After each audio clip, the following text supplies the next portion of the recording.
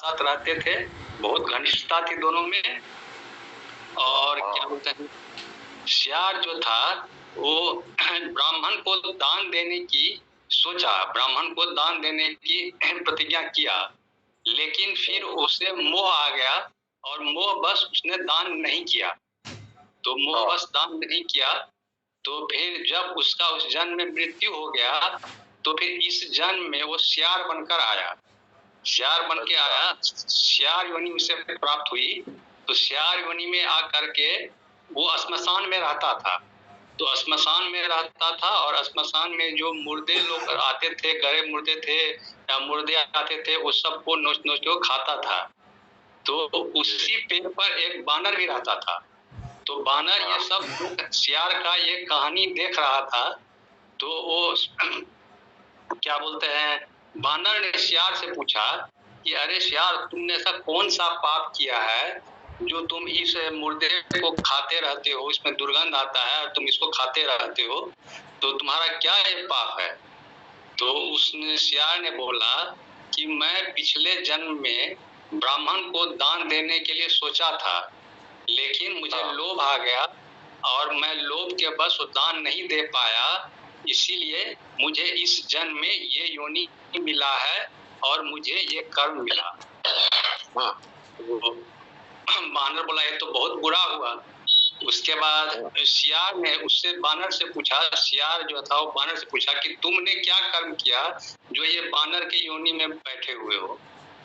तो फिर उसने भी कहा कि भैया मेरा भी पिछला जन्म जो था ना वो मनुष्य का था और मैं ब्राह्मण को दान देने के लिए सोचा था और मैं ब्राह्मण का सेवा भी करता था, लेकिन मेरे अंदर एक कमी क्या थी, तो मैं जिस ब्राह्मण का सेवा करता था उसका ब्राह्मण का बगीचा से मैं उसके फल जो था, बगीचा में फल लगा हुआ था, वो फल को चुरा चुरा के खा जाता था और मैंने दान भी नहीं दिया। मैं सोचा लेकिन दान नहीं दे पाया लोभ के कारण। तो मेरी ये दशा हुई है कि इस जन्म में मैं बानर बना और मैं यहाँ पर इस श्मशान में रह रहा हूँ। तो फिर उसके बाद जाके बोला कि देखिए ये जो हम लोग दान ब्राह्मण को देते हैं तो उससे क्या होता है, हमारा जो पितर है, देवता है, ये सब तृप्त होते हैं। तो इसीलिए हम लोग का कर्तव्य है कि ब्राह्मण को दान देना चाहिए और दान देने का प्रतिज्ञा करके और दान नहीं देने पर उसका बहुत बड़ा दंड होता है। तो यही दंड इस कथा में दिखाया गया है और बोला गया है कि जो ब्राह्मण को दान करता है उसका देवता पितर ये सब तृप्त होते हैं। यही इस कथा का सार था महाराज जी। जी जी, बहुत अच्छा। राम राम। तो राम राम। तो इसका खास अर्थ हमको यही निकालना चाहिए कि भाई अगर हम कोई निश्चय करें कि भाई हमें दान देना है तो फिर उसको देना ही चाहिए। ऐसा ना हो कि निश्चय कर लिया और बाद में फिर उसको नहीं दिया, तो उसका ये दंड है, दंड। तो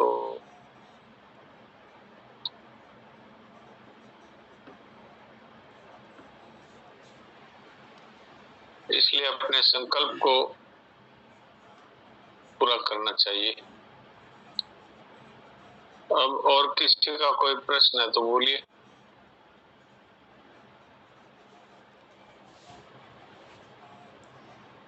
सोन जी बोलिए।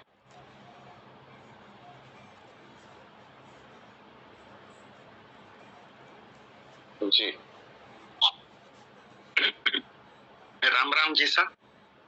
राम राम। मेरा प्रश्न आज की कहानी से रिलेटेड है। जैसे इस कहानी में उन्होंने संकल्प किया और वो नहीं किया, उससे उनको दुर्दशा हुई, लेकिन मैंने कहानियां कुछ अलग भी सुनी हुई है, जिससे केवल संकल्प लिया और वो कर नहीं पाए तो उनको उसी से बहुत प्रगति भी हो गई, मतलब उनको अच्छी सदगति मिली, क्योंकि भले उन्होंने ना किया और लेकिन उन्होंने संकल्प कर लिया था, इस वजह से उनको सदगति हुई। तो यहाँ पे ये दो विरोधाभास है, तो आप इसे क्लियर करिए। उसमें ऐसा है कि जैसे मान लीजिए हमने ऐसा संकल्प किया कि बद्रीनारायण जाना है, और फिर बद्रीनारायण हम नहीं जा पाए तो उसका कोई दंड नहीं है। और अगर मान लीजिए हमने जाने के लिए घर से हम रवाना हो गए और रास्ते में हमारी मृत्यु हो गई, तो उसके लिए भगवान के यहाँ जाने का जो हमारा संकल्प है, उसके कारण से हमें भगवत प्राप्ति तब हो सकती, क्योंकि हमारा संकल्प बहुत अच्छा था। अब इसमें इस कहानी में जो बात आई है वो ये महाभारत के अनुशासन पर्व की बात बता रहे। तो इसमें उन्होंने खाली विचार किया हो तो कलयुग में इसके लिए छूट है।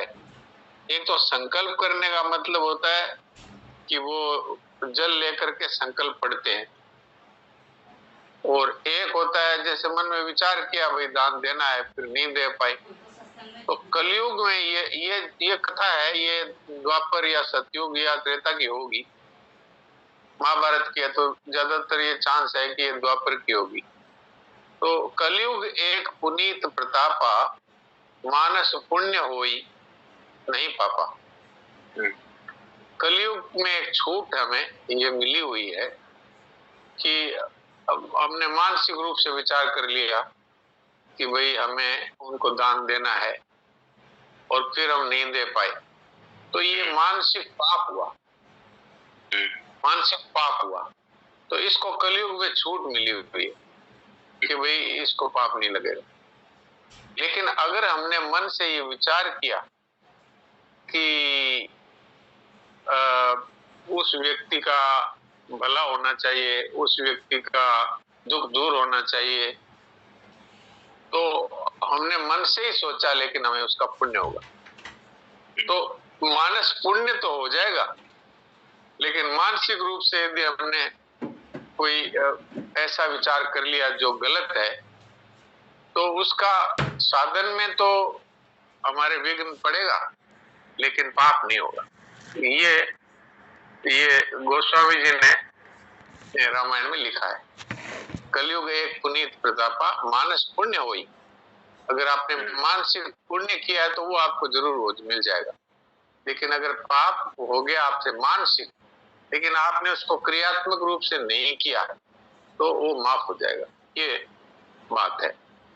अब ये बात है कि संकल्प हम करते हैं तो कई बार गंगा जल लेते हैं, कई बार मंत्र पढ़ते हैं और किसी पंडित के द्वारा संकल्प कर लेते हैं, तो उसके लिए जरूर अपराध माना गया है, पाप माना गया है। लेकिन ऐसे विचार कर लिया या स्फुरना हो गई तो कलयुग में उसके लिए माफी है।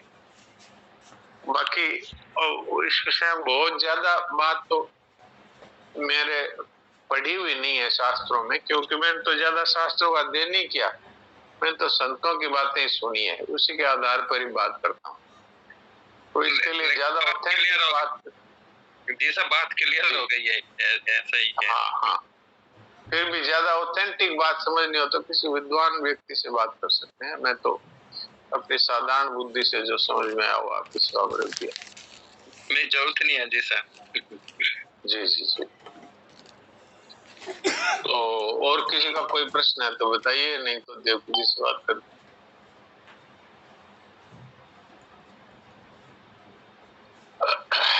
रामावतार जी बोलिए। रामावतार जी हमारे बहुत पुराने सत्संगी है, आज से 25 वर्ष पहले या उससे भी ज्यादा हो गया होगा। तब हम कलकत्ता में मैं डिवाइन नर्सिंग होम में मेडिकल ऑफिसर था। तब हमारे वहाँ एक सत्संग मंडल था जो पार्क में सुबह सत्संग होता था, तो उसमें हमारे रामावतार जी आया करते थे। जी बोलिए रामावतार जी। श्री राम में सर्व ज्ञानी करो प्रणाम जोर कृपा। आपको डॉक्टर साहब मालूम होगा महावीर जी परशुराम पुरिया जी थे, अपने सत्संग में आते थे। तो उन्होंने एक दफा संकल्प किया, मेरे को बोले सिंघानिया जी ये अपने फूलबाग थाने के पास में एक जमीन है, उसमें विचार है कि वहाँ पर एक भवन बना दिया जाए गरीबों के लिए, शादी के लिए, 1 तल्ला नीचे का और ऊपर जो है हम बिक्री कर देंगे। तो बोला बहुत बढ़िया संकल्प है आपने ये किया, बहुत अच्छी बढ़िया बात है। तो हम शिक्षक वो समय पा करके और वो बात को मेरा भी जो उनको ध्यान में रहा, फिर वो देश चले गए। तो वहां उनको लकवा मार गया। तो वो वहां से आए तो हम लोग को मालूम पड़ा, मिलने गए, तुम हो माधुरी, बोलो क्या बात है। लको मार गए। मैं बोलूं तेरे संकल्प तुझको कोई अरे याद है और साफ हो गया भवन से बड़ा बनाना वो को भगवान अपन आग्रह करे याद दिला रहे हैं कि वो संकल्प पूरा करो। तो उनको ध्यान में आई, बोलो मैं कल से चालू करूँ। तो वो चालू करते ही मकान का काम 1 हफ्ते में लगभग ठीक हो, उधर लगभग ठीक हो गया। ये भगवान जो है हम लोग को शुभ संकल्प। बिल्कुल, अगर ये इसीलिए संतों ने कहा है कि जितना शुभ संकल्प है उसको तत्काल कर देना चाहिए, क्योंकि शरीर का पता नहीं है, परिस्थितियों का पता नहीं है कब क्या हो जाए। इसलिए अच्छा संकल्प है तत्काल कर दो, और बुरा मन में कोई संकल्प आए तो उसके लिए देरी करो कि नहीं अभी नहीं। तो ये बहुत अच्छी बात आपने बताई कि उन्होंने आपके याद दिलाने पर तुरंत ही वो काम शुरू कर दिया और भगवत कृपा से उनका लकवा भी ठीक हो गया। ये एक प्रत्यक्ष बात है। आपका वीडियो नहीं चल रहा है क्या? आइए बंद कर दिया आपने? चल रहा है। अब चल रहा है, अब दिख रहे, अभी दर्शन हुए आपके। सलमान जी का भजन सुना तो बोलो तो आप। हाँ सुनाइए। सलमान जी ये प्रिय भजन है सलमान महाराज का। जी। और जीवन का सार भी यही है, इसे ग्रहण करते ज्ञान जो भक्तियों का जो तीनों शोधन में तीनों आगे। जी मेरा नहीं है तन किसी का है दिया, मैं नहीं मेरा नहीं है तन किसी का है दिया, जो भी मेरे पास है वह धन किसी का है दिया, जो भी मेरे पास है वह धन किसी का है दिया, मैं नहीं मेरा नहीं है धन किसी का है दिया। ये भूल कहाँ होती है? शरीर को हम अपना मान लेते हैं, यहीं से गलती चालू होती है कि देने वाले ने दिया वह भी दिया किस शान से, देने वाले ने दिया वह भी दिया किस शान से, मेरा है यह लेने वाला कह उठा अभिमान से, मेरा है यह लेने वाला कह उठा अभिमान से, मैं और मेरा कहने वाला मन किसी का है दिया, मैं नहीं मेरा नहीं है तन किसी का है दिया।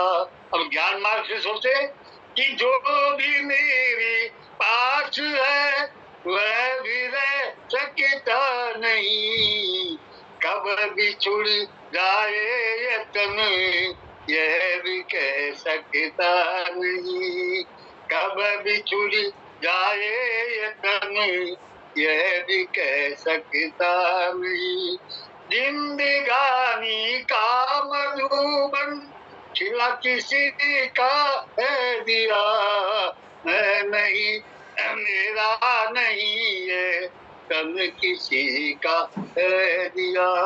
तो अभी कर्म योग में क्या कहते हैं कि जग में सेवा खोज अपनी प्रेम प्रभु से कीजिए, जग में सेवा खोज अपनी प्रेम प्रभु से कीजिए, जिंदगी का राज है ये जान कर जी दीजिए, जिंदगी का राज है ये जान कर जी दीजिए। साधना की राह में साधन किसी का है दिया, साधना की राह में साधन किसी का है दिया। मैं नहीं मेरा नहीं ये सन किसी का है दिया, जो भी मेरे पास है वह सन किसी का है दिया। सिया राम मैं सब जग जानी, जय सिया राम जय जय सिया राम, करो प्रणाम जोर जुग पानी, जय सिया राम जय जय सिया राम। नारायण नारायण नारायण। वाह वाह, बहुत अच्छा बहुत अच्छा। तो ये शरणानंद जी महाराज की वाणी का सार इन्होंने बता दिया। गायत्री क्या बोल रही है? बोलिए बोलिए। नारायण नारायण महाराज जी, नारायण नारायण नारायण नारायण बोलिए। मैं ऐसे पूछ रही थी, जैसे सुबह गीता भवन वाले सत्संग में बताया था कि अपने पास जैसे कोई सामान पड़ा होता है, जाते हैं कहीं से ले आते हैं, रिश्तेदारी मिलता है तो अपने कई बार कहीं लेने वाले आते हैं, जैसे या किसी की शादी हो तो अपने पास से वो दे देते हैं, उससे 100-200-500 जो सामान पड़ा होता है या कोई कपड़ा हो या गिफ्ट है, तो उन्होंने कहा ये आपने दे दिया वो ठीक है, लेकिन उसका कोई वैसे कोई महत्व नहीं होता या आपको उसका कोई पुण्य नहीं मिलता। चलो अपना पुण्य का ना हो, लेकिन उसमें कोई फायदा नहीं कर दे सकते या नहीं दे सकते महाराज जी? दे सकते हैं, दे सकते हैं ना। तो अपने घर आएगा तो सोचा हमारा ही हो गया, वो देने से फायदा ही है, नुकसान नहीं है। हाँ ये मैं पूछ, मेरे को सुबह कंफ्यूज हो गया, मैं चलो शाम को आपसे पूछूंगी। ठीक है महाराज जी, फायदा है। हाँ वो देते तो सत भाव, जो भी देते हैं सत भाव से देते हैं, असत का कोई सारा नहीं लेते हैं, सोचते अपने पास है चलो बिल्कुल। हाजर में कुछ नहीं होता है, जो पड़ा है तो पास से उत्तर नहीं देते किसी का, मुंह से उत्तर नहीं देते, हाथ से दे देते हैं कुछ उनको। जरूर देना चाहिए और बदले में कुछ नहीं चाहेंगे तो उसका पुण्य भी होगा। चलो ठीक है महाराज जी, एक कंफर्म करना था। नारायण नारायण जी, नारायण नारायण राम राम, नारायण नारायण।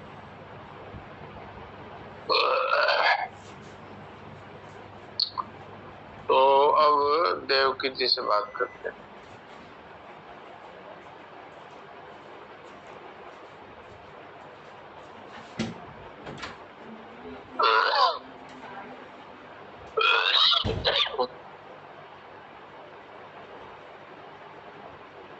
हाँ देवकी जी कुछ सुना दीजिए।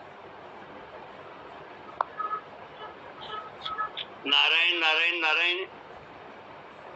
तो नारायण नारायण। पहले नियम की चर्चा हुई थी, आत्मनिरीक्षण अर्थात सात विवेक के प्रकाश में अपने दोषों को देखना। दूसरे नियम के लिए बात चल रही थी कि हुई भूल को पुनः न दोहराने का व्रत देकर सरल विश्वास पूर्वक प्रार्थना करना, इस पे बात चल रही थी। तो भूल को भूल जान लेने पर जो वेदना उत्पन्न होती है वही साधक के मन में प्रायश्चित करने की भावना जागृत करती है। बिल्कुल, साधक अगर भूल से दुखी हो जाए ना तो भगवान का ऐसा मंगलमय विधान है कि वो भूल होनी बंद हो जाती है।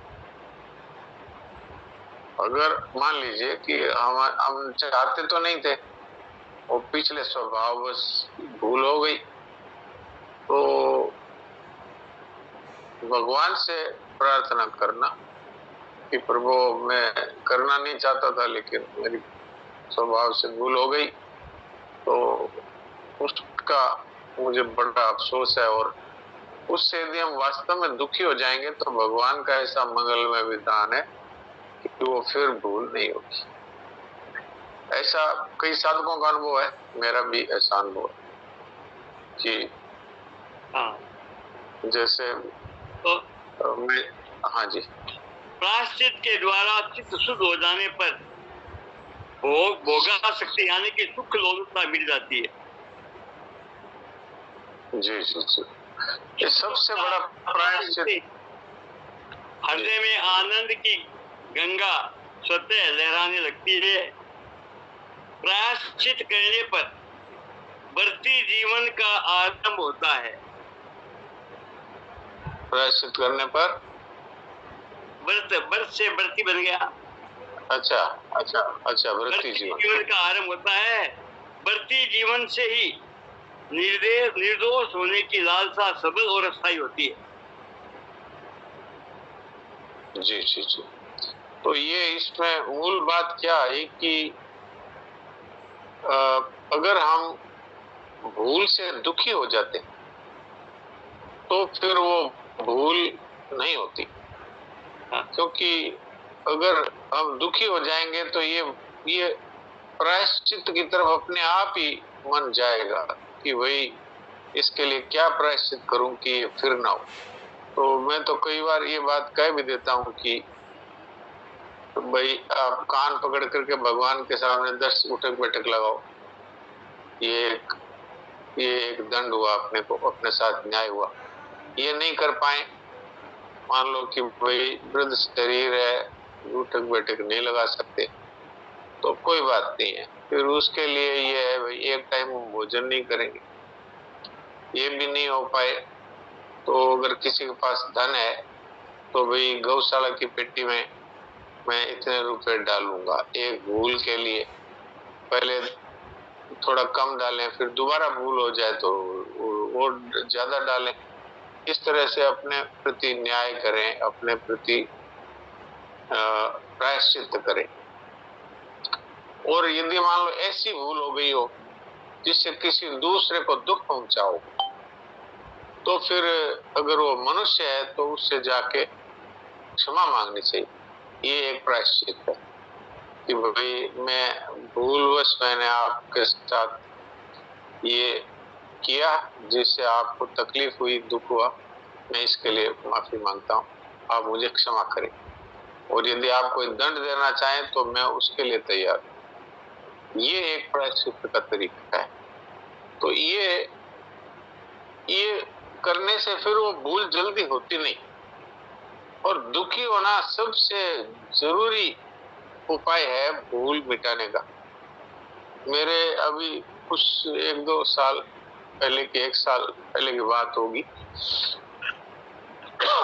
मैं जहाँ जिस अस्पताल में काम करता था वहीं पर एक रिसेप्शन पर एक सज्जन बैठते थे।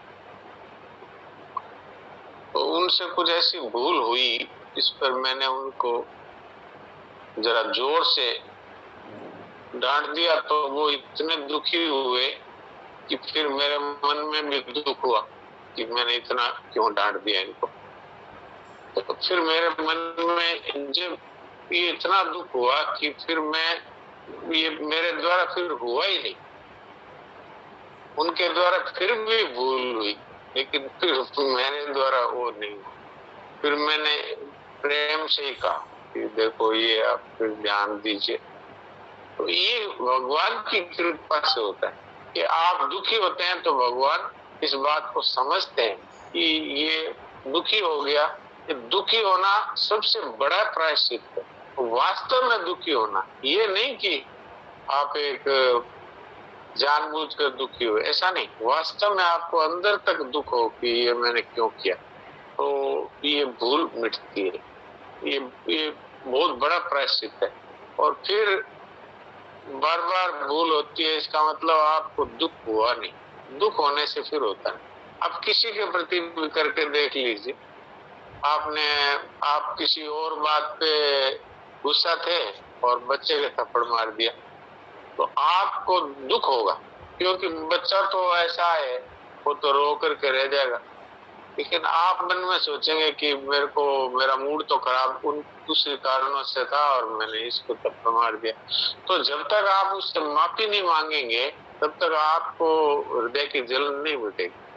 आपको उस समय आप दुखी हो जाएंगे और उससे माफी मांगेंगे और फिर वो आपको माफ कर दे, बच्चा हंस दे, तब आपको शांति मिलेगी, नहीं तो नहीं मिलेगी। तो ये की हुई भूल को फिर न दोहराने का व्रत लेना, ये व्रत। और प्रायश्चित से वृत्ति जीवन आरंभ हो जाता है। वृत्ति का मतलब होता है निश्चय वाला जीवन कि भाई अब नहीं, जो हो गया सो भगवान चाहे तो क्षमा कर दें, चाहे तो दंड दे दें, और अब नहीं करें। भगवान इतने दयालु है कि वो ये कहते हैं जिसने पक्का निश्चय कर लिया उसके सारे पापों को मैं माफ कर दूंगा।